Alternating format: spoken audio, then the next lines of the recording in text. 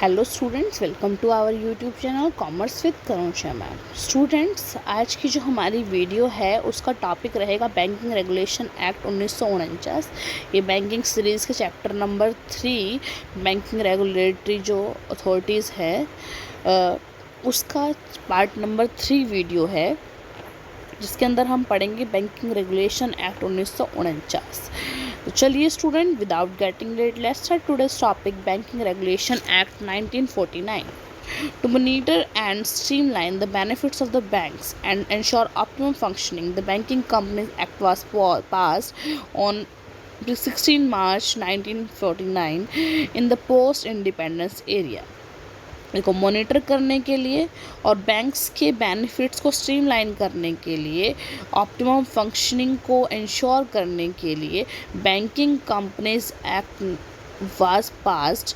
Banking companies act को पास किया गया 16 मार्च 1949 में पोस्ट इंडिपेंडेंस एरिया, यानी जब हमने इंडिपेंडेंस ले ली थी, आज़ादी ले ली थी, उसके बाद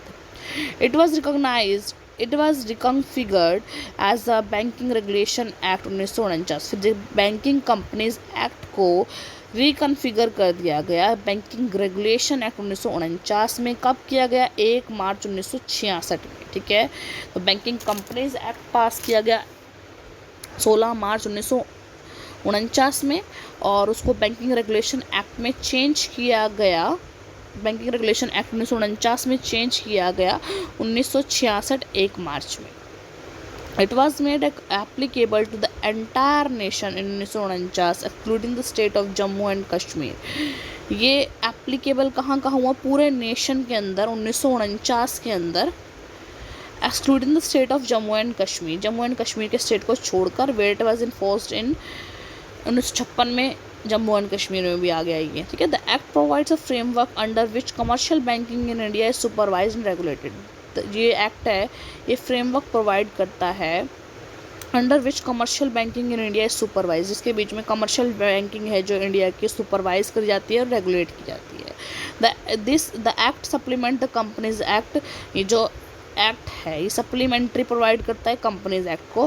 प्राइमरी एग्रीकल्चर क्रेडिट सोसाइटी जो पैक्स होते हैं and cooperative land mortgage banks are excluded from the act. इस एक्ट में से पैक्स को, यानी प्राइमरी एग्रीकल्चर क्रेडिट सोसाइटीज़ और कोऑपरेटिव लैंड मॉर्गेज जो बैंक्स हैं उनको बाहर निकाला गया इस कैटेगरी में से। ठीक है, आगे इस ऑब्जेक्टिव क्या है इस एक्ट के?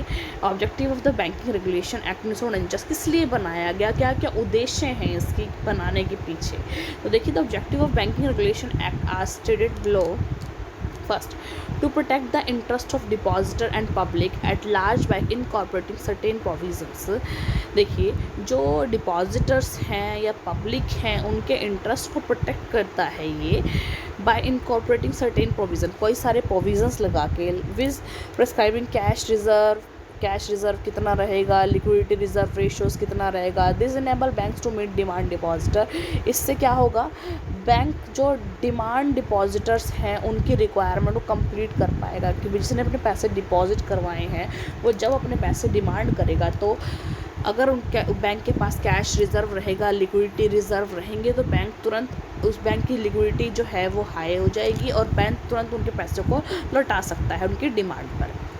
To meet the demand of depositor and provide them security and guarantee, उनकी डिमांड को पूरा करने के लिए उनकी सिक्योरिटी और गारंटी प्रोवाइड करने के लिए ये वर्क करता है। सेकेंड है the provide provisions that can regulate the business of banking के बिजनेस को रेगुलेशन करने के लिए ये कुछ एक प्रावधान बनाता है, प्रोवाइड करता है कि उसको फॉलो करके ही बैंक्स आगे वर्क करेंगे। थर्ड है to avoid cut throat competition among banking company. जो बैंकिंग कंपनीज हैं उनमें जो कट थ्रोट कंपटीशन होता है, दांत काटने वाला कंपटीशन होता है, उसको अवॉइड करने के लिए। फोर्थ है to prevent indiscriminate opening of new branches and ensure balanced development of banking companies by system of licensing. ये इनडिस्क्रिमिनेट को प्रिवेंट करता है। किसके इनडिस्क्रिमिनेट जो होता है ओपनिंग न्यू ब्रांचेस, नए ब्रांचेस से उसको प्रिवेंट करता है। और balance development of banking companies by system of licensing, यानी लाइसेंस के सिस्टम से जो बैलेंस्ड रहे डेवलपमेंट, उसके लिए वर्क करता है। ठीक है, कि जो बैंक्स की डेवलपमेंट है वो इक्वल रहे। To regulate the opening of branches and changing of location of existing branches, ये क्या करता है, opening of branches, changing the location of existing branches, उन सबको ये क्या करता है, रेगुलेट करता है, कंट्रोल करता है कि कितनी ब्रांचेस खोलनी है, कहाँ पर खोलनी है, और अगर पहले की ब्रांचेस खोली हुई अगर उसकी लोकेशन चेंज करनी है, इन सब को बैंकिंग रेगुलेशन एक्ट के प्रावधानों को यूज़ करके ही हम कर सकते हैं। To prescribe minimum requirement for capital of banks, कि एक बैंक को ओपन करने के लिए कितनी मिनिमम रिक्वायरमेंट चाहिए कैपिटल की, वो सब चीज़ ये बताता है ये एक्ट। 7th है to assign power to RBI to appoint, reappoint and removal of chairman, ये पावर देता है, असाइन करता है पावर RBI को कि अपॉइंट करे, रीअपॉइंट करे, या चेयरमैन को रिमूवल, इन सब की powers banking regulation act RBI को देता है। किसी भी मतलब जो चेयरमैन को, डायरेक्टर को, और कोई बैंक का ऑफिसर्स है उसको अगर अपॉइंट करना है, रीअपॉइंट करना है, या फिर रिमूव करना है, निकालना है उनको, तो वो पावर RBI को ये एक्ट प्रोवाइड करता है। This could ensure the smooth and efficient functioning of banks in India, ये इंश्योर करता है कि जो स्मूथ फंक्शनिंग चलती रहे banks of India, banks in India, India के बैंक्स के अंदर। To balance the development of banking institution की डेवलपमेंट को बैलेंस देने के लिए ये मदद करता है। आगे है फीचर्स ऑफ बैंकिंग रेगुलेशन, इसकी कुछ फीचर्स, विशेषताएं क्या क्या है। The act has been divided into 5 parts comprising of 56 section. देखो इस एक्ट को, बैंकिंग रेगुलेशन एक्ट 5 पार्ट में बटा हुआ है और सेक्शन 56 है इसके अंदर। The main feature of this act are mention below. First है, non banking companies are forbidden to receive money deposits that are payable on demand. जो नॉन बैंकिंग कंपनीज हैं, जो बैंकिंग सर्विस नहीं प्रोवाइड करी, उनको फॉरबिड किया गया है कि वो मनी रिसीव नहीं कर सकते that are payable on demand, जो डिमांड पर पेबल होंगी। ठीक है, मतलब कभी भी जो पैसे, जो कभी भी हमने डिपॉजिट कराया और पैसे को निकाल सकते हैं। Non banking risk are reduced by private trading by banking company, जो भी नॉन बैंकिंग रिस्क है उसको कम कर दिया गया है। किस चीज़ के थ्रू, कि भाई जो बैंकिंग कंपनीज को प्रोहिबिटेड लगा दिया गया, प्रोहिबिट कर दिया गया कि वो ट्रेडिंग एक्टिविटीज़ नहीं कर सकती, कि बैंकिंग कंपनीज ट्रेडिंग एक्टिविटी नहीं कर सकती, उसके ऊपर रोक लगाई गई है। इससे नॉन बैंकिंग रिस्क है वो रिड्यूस हो गया है।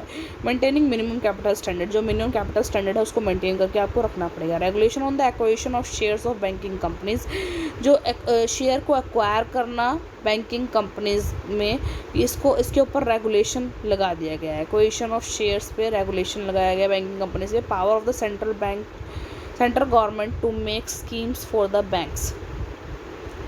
देखिए, power of the central government की पावर टू स्कीम, ये बैंक्स के लिए स्कीम बनाए। Provisions regarding liquidation proceeding for banking companies की लिक्विडेशन के लिए कई सारे प्रावधान बनाए गए हैं।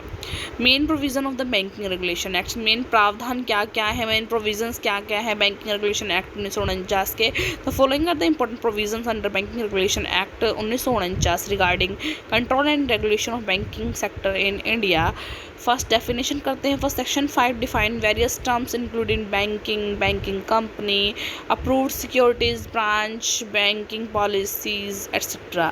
तो इधर बैंकिंग देखिए, banking refers to accepting the deposits of money from bank. Banking के अंदर क्या होता है, पब्लिक से डिपॉजिट्स ऑफ मनी को एक्सेप्ट करना। The deposits are accepted for the purpose of investing, और डिपॉजिट को किस लिए एक्सेप्ट किया जाता है, कि उसको आगे इन्वेस्ट किया जाएगा, लैंड किया जाएगा लोगों को जिसको भी फंड की रिक्वायरमेंट होगी, एंड रीपेबल ऑन डिमांड, और जो पैसा जिसने जमा करवाया है हमारे पास उसको रीपे करना है उसको, जब भी उसको डिमांड होगी उस चीज़ की वो डिमांड करेगा। And such money can be withdrawn by draft, cheque etcetera, और इस मनी को विड्रॉ कर निकाला जा सकता है ड्राफ्ट के थ्रू और चेक के through. Banking company is a company which transact the business of banking in India. Banking company, ये banking था ऊपर, कि एक्सेप्ट करना डिपॉजिट्स को, फिर उनको लैंडिंग प्रोवाइड करना, क्रेडिट प्रोवाइड करना, ये सब चीज़ें बैंकिंग हुई। अब बैंकिंग कंपनी क्या होती है? बैंकिंग कंपनी एक वो कंपनी होती है जो ट्रांजेक्ट करती है, बिजनेस करती है, बैंकिंग का बिजनेस करती है इंडिया के अंदर। This company fulfil the state of affairs of being company as given in the companies act 1956। ये कंपनी फुलफिल करती है स्टेट ऑफ अफेयर्स को of being a company as given in companies act 1956 में जो भी प्रावधान दिए गए हैं उसको फुलफिल करती है। Business allowed for banking company. अब कौन कौन से बिजनेस अलाउ होते हैं बैंकिंग कंपनी को? सेक्शन 6 के अंदर according to section 6 of banking regulation act 1949 the following business are allowed for a banking company. Banking company कौन कौन से बिजनेस कर सकती है? First, selling and managing properties that are under the position of bank. जो bank के पास की पोजीशन पड़ी हुई है, जिस प्रॉपर्टी जिसको सेल कर सकते हैं और उसको मैनेज कर सकता है बैंक, ठीक है, banking company. Lending and borrowing money with और विदाउट सिक्योरिटी।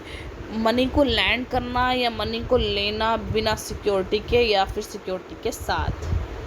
आगे है buying and selling foreign currency, issuing travellers cheque. ऐसे फॉरेन करेंसी को बाय करना और सेल करना, और जो ट्रैवलर चेक होते हैं, जब हम किसी फॉरेन कंपनी में आते हैं तो ट्रैवलर चेक को इशू किया जाता है, जिससे वो स्वाइप करके हम वहीं से उस पैसे को यूज़ कर सकते हैं। Buying bonds on behalf of the customer के बिहाफ पर बॉन्ड्स को बाय करना। Executing and undertaking trust, execute करना और अंडरटेक करना ट्रस्ट को, ठीक है। अब कौन कौन सी ट्रेडिंग ये नहीं कर सकते, प्रोहिबिशन कौन सी है, कौन सी ट्रेडिंग की प्रोहिबिशन है जो ये बैंकिंग रेगुलेशन एक्ट नहीं कर सकते? Prohibition of trading according to section 8 of the banking regulation act, एक banking company can not directly or indirectly deal in buying or selling or bartering of goods. एक banking company ना तो bye कर सकती है, ना सेल कर सकती है, ना बार्टर कर सकती है गुड्स को। ना तो गुड्स को बाय कर सकती है, ना सेल्स कर सकती है, और ना ही बार्टर कर सकती है कि एक चीज़ के बदले दूसरी चीज़ हो। कि ये बैंकिंग सर्विसेज प्रोवाइड करती है, ना कि ये आगे कोई गुड्स की सेल और परचेज करती है। बट इन इट में हाउएवर बाय सेल और barter transactions related to the bills of exchange received for collection of negotiation. लेकिन बिल ऑफ एक्सचेंज का ये सेल कर सकती है, बाय कर सकती है बिल ऑफ एक्सचेंज को, और क्या कर सकती है, बार्टर भी कर सकती है एक बिल के एक्सचेंज में दूसरा बिल, ठीक है। ये सब चीज़ें कर सकती है, इसकी कलेक्शन कर सकती है, नेगोशिएशन कर सकती है, लेकिन कोई गुड्स को परचेज और सेल और बार्टर नहीं कर सकती, ठीक है। Disposal of non banking asset. अब देखो, जो ये बैंकिंग कंपनी है वो नॉन बैंकिंग एसेट्स जो है उसको कैसे डिस्पोज ऑफ करेगी? Banks can not hold any property for more than 7 year for the purpose of settlement of debt and obligation. देखिए, कोई बैंक से किसी ने कोई डेट लिया, मतलब उधार लिया बैंक से, कर्जा लिया बैंक से, ठीक है, डेट लिया, और उसके बदले में कोई सिक्योरिटी रखी दी है अपनी, ठीक है, तो बैंक उस सिक्योरिटी को 7 साल से ज़्यादा तक होल्ड नहीं कर सकता, ठीक है। तो such time limit of 7 years can be augmented by the reserve bank of India for another 5 years. और इस अब जो ये 7 साल की जो टाइम पीरियड था उसको RBI के द्वारा 5 साल और बढ़ा दिया गया है। इफ़ इट थिंक अप्रोप्रिएट, बढ़ाया जाएगा, मतलब RBI से हम एक्स्ट्रा परमिशन ले सकते हैं। अगर परमिशन मिल गई तो 5 साल तक और इस टाइम पीरियड को बढ़ाया जा सकता है। वैसे तो सिक्योरिटी 7 साल के अंदर अंदर डिस्पोज ऑफ कर दी जाएगी आपकी, अगर आप डेट नहीं चुकाते हो। लेकिन अगर आप RBI से परमिशन प्रॉपर ग्रांट करवा लेते हो तो 5 साल और आपको एक्सटेंड मिल जाएंगे, इसके 12 साल हो जाएंगे टोटल, ठीक है। Management of banking company. Banking company की मैनेजमेंट देखिए, according to section, banks should have one of the director as a chairman on board of director, and at least 51% of total number of members on the board of the director should be experienced in the areas of accountancy, agriculture and rural economy, banking, finance, economics, law and such other places of importance।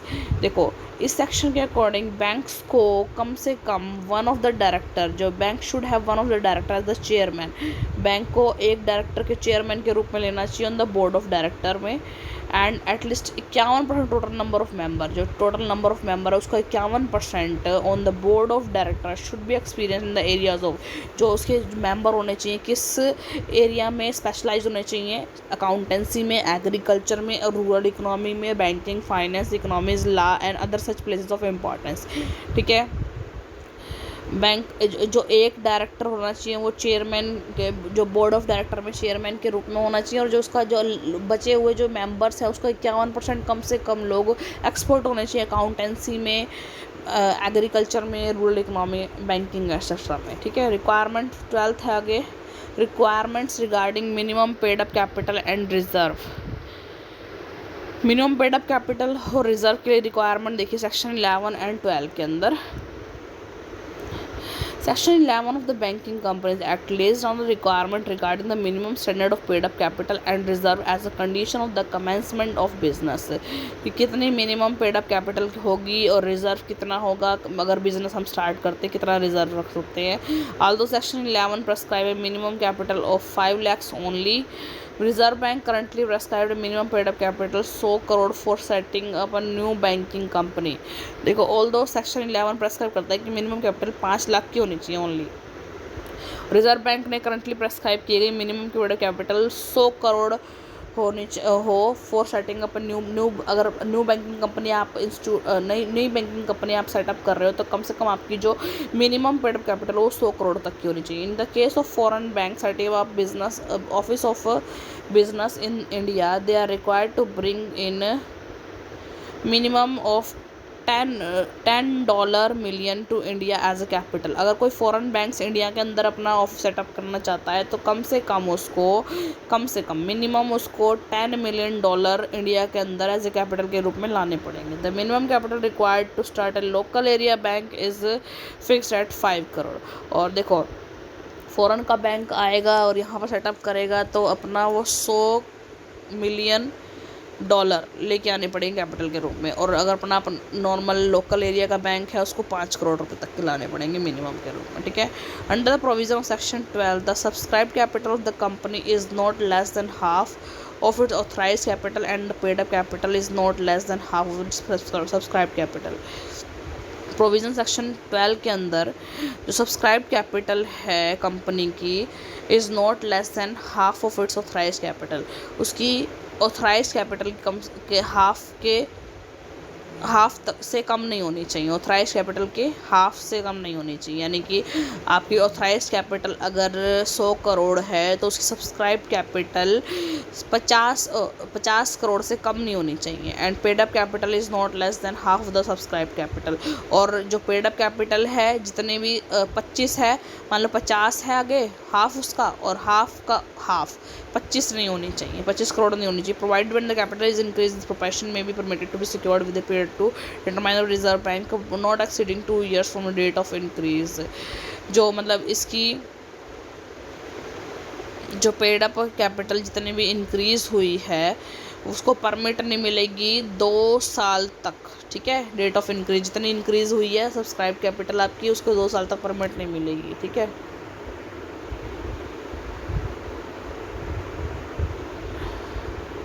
तो ये हो गए हमारे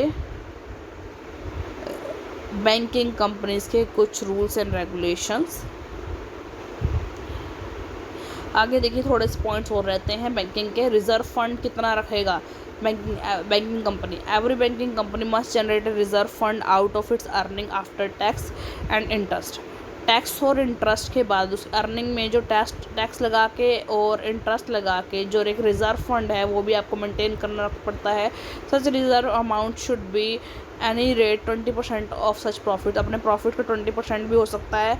exemptions can be provided only if the cumulated amount of reserve fund and securities premium is greater than the paid up capital. देखो exemption provide होगी आपको तब होएगी जब उसको जो रिजर्व बैंक का क्यूमुलेटिव अमाउंट है वो सिक्योरिटी प्रीमियम है वो पेड अप कैपिटल कंपनी से ज़्यादा हो।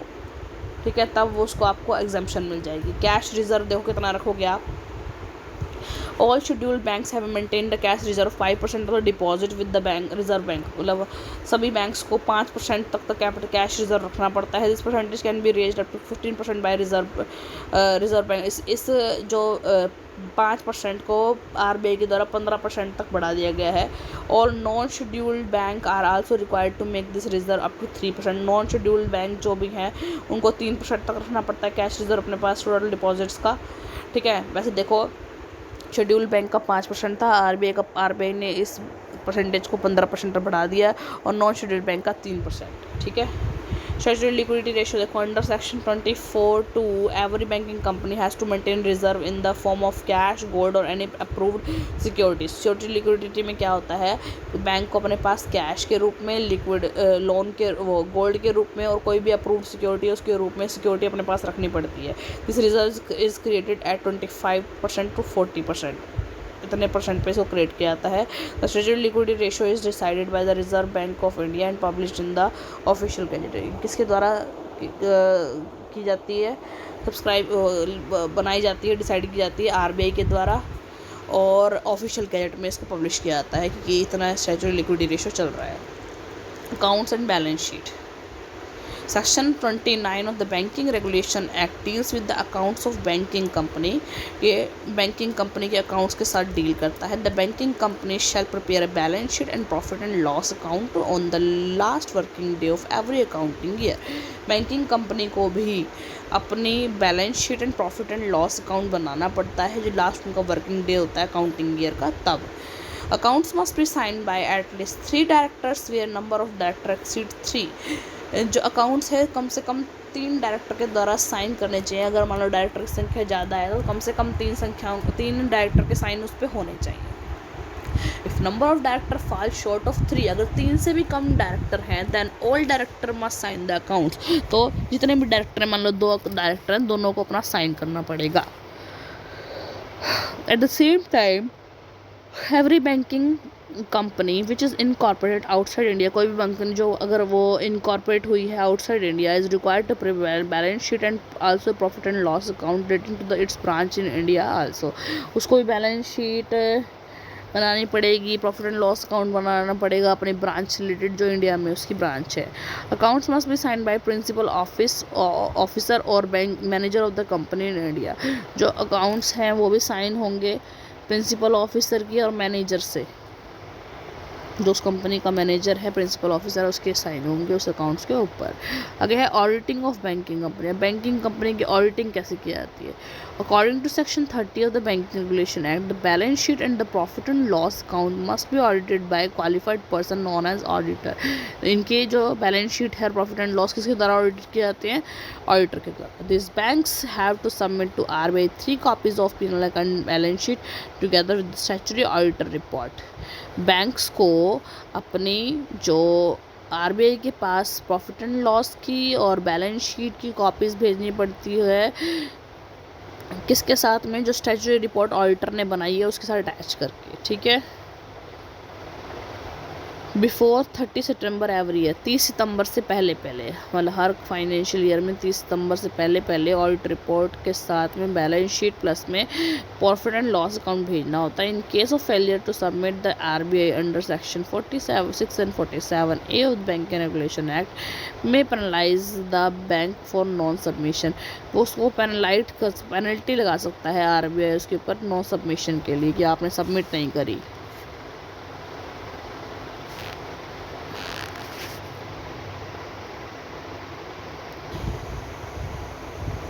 आगे कुछ ऑफेंसेस एंड पनिशमेंट है बैंकिंग रेगुलेशन एक्ट 1949 के अंदर। अगर आप कुछ चीज़ ऐसी चीज़ें नहीं करते तो आपके ऊपर पेनल्टी भी लग सकती है, आपके पास ऑफेंसेस भी लग सकते हैं। तो देखिए, the act has a number of section that say that anybody who violets the acts, कि कोई भी जो इस एक्ट्स को वायलेट करता है, तोड़ता है, provision is subject to fines under, fine लग सकता है उसके ऊपर और इम्प्रिजनमेंट, उसको जेल में डाल दिया सकता है। The following is what section 46 state. देखो 46 सेक्शन क्या स्टेट करता है। First, if someone knowingly misrepresent an information or present the wrong act, they might face up the 3 years in prison and fines of up to 1 crore rupees। अगर कोई knowingly जानबूझ के misrepresent करता है कोई इन्फॉर्मेशन को और कोई रॉन्ग एक्ट करता है तो उसको 3 साल तक की जेल हो सकती है और फाइन लगेगा उस पर 1 करोड़ रुपए तक का। If a person fails to submit the requested papers or books or refuses to respond to the inspection officer queries, they may be subject to fines of up to 20 lakh rupees and up to 50,000 rupees in event of recurring offences। देखो, अगर कोई person fail होता है जो भी उससे paper मांगे गए हैं, जो भी उससे बुक्स मांगी गई है, अगर वो नहीं देता है, रिफ्यूज़ कर देता है, तो उसके ऊपर फ़ाइन लग सकता है 20 लाख रुपए तक का, और 50,000 रुपये in the event of record. जब उसने ऑफेंस किया है उस टाइम पे उसको 50,000 रुपये और पेनल्टी 25 लाख तक की लग सकती है। All the director of the banking company will be held liable and will be imposed a fine of twice the amount of the deposits made with the banking company if the banking company has illegally received any deposit। जो directors हैं banking company के, वो liable होंगे and will be imposed a fine of twice the amount of deposit में, जितना भी deposit किया गया है उसका डबल अमाउंट इम्पोज होगा उनके ऊपर, made with the banking company. जितना भी बैंकिंग कंपनी के साथ उन्हें डिपॉजिट कर रखा था उसका डबल अमाउंट पे करना पड़ेगा अगर डायरेक्टर जो होंगे वो लिएबल होंगे। If the banking company has illegally received and deposit, अगर बैंक ने इलीगली कोई डिपॉजिट को एक्सेप्ट किया है तो जितना भी डिपॉजिट एक्सेप्ट किया है उसका डबल अमाउंट आपको पे करना पड़ेगा अगर बैंकिंग जो डायरेक्टर हैं उसके लिए लिएबल पाए गए तो। The directors on the or the secretary will be punished, director और सेक्रेटरी को पनिश किया जाएगा if the company has caused a default or default occur due to negligence of director. अगर कोई डिफ़ॉल्ट होता है, कुछ गलत होता है, और अगर वो गलत जो डिफ़ॉल्ट हो रहा है उसकी इग्नोरेंस की वजह से हो रहा है, तो उसको क्या करना पड़ेगा, उसको पनिश होगा, वो जो डायरेक्टर होगा पनिश होगा। तो ये स्टूडेंट्स हमने इसकी ऑफेंसेस और पनिशमेंट भी कर ली बैंकिंग रेगुलेशन एक्ट की।